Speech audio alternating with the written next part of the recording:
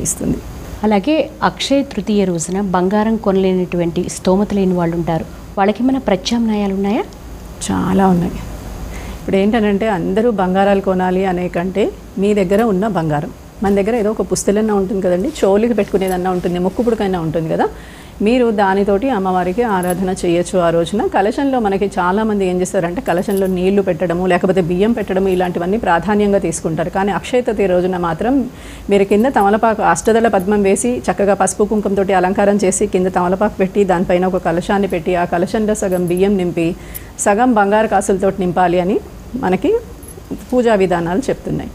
అయితే ఇలా చేయలేని వాళ్ళు ఏదో ఒక గ్రామ్ బంగారం ఉన్నా సరే దాంట్లో వేయడం, ఏదీ లేకపోతే అక్షింతల్ని పసుపులో కలుపుతాం కదా, అదే మనకి సువర్ణం, అదే వేసి అమ్మవారిగా ఆరాధన చేయడం. ఇవాల్టి రోజున అమ్మవారికి కానీ శ్రీహరికి కానీ అక్షింతలతోటి ఆరాధన చేయడం మీకు హిరణ్యాన్ని కొన్నంత, హిరణ్యాన్ని దానం చేసినంత, హిరణ్యాన్ని పొందినంత ఫలితం వస్తుంది. కాబట్టి అక్షింతలే ఇవాళ